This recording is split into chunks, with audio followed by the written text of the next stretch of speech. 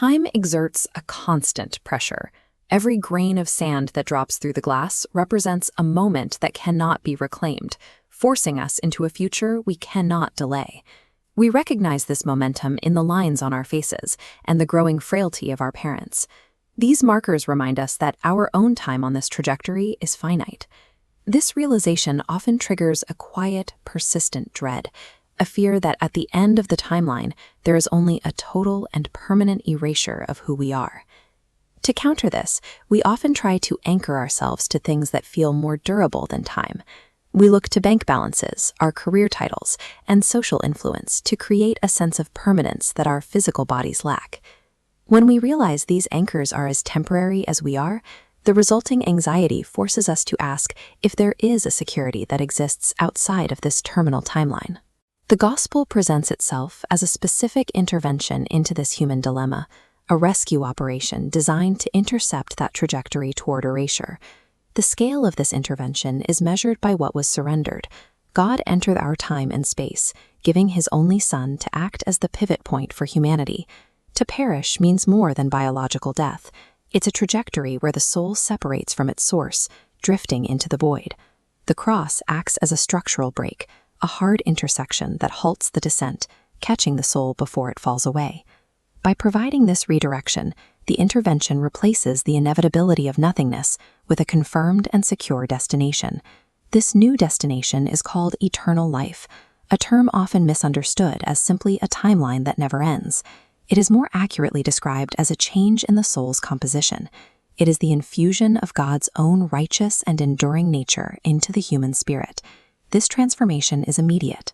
The moment a person chooses to believe, the soul pulses with this new nature, and the trajectory shifts from a countdown to an unbroken, ongoing wave. With this new nature already present, the end of physical life is no longer a collision with a wall. It becomes a transition into a larger space.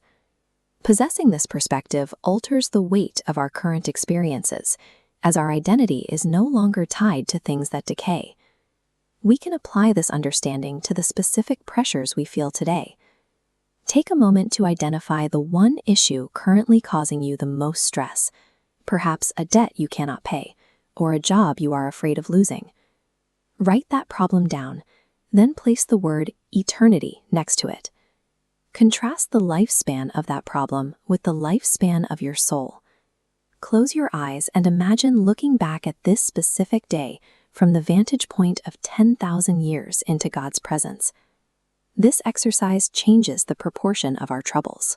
When viewed against the backdrop of absolute security, the problems that once felt all-consuming begin to occupy a much smaller space in our minds.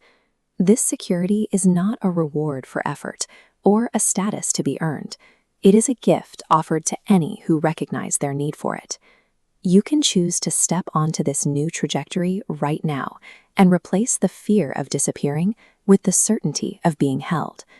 To receive this, simply acknowledge your need for rescue to God. Accept the work Jesus did on the cross to bridge the gap and invite his eternal nature to take up residence in your soul. If you have made that commitment, the transition has occurred. You have moved from a path of erasure to a path of permanence. Confirm this decision by typing, "I have received eternal life," in the comments below. If you know someone currently struggling under the weight of their own finite timeline, share this message of rescue with them today.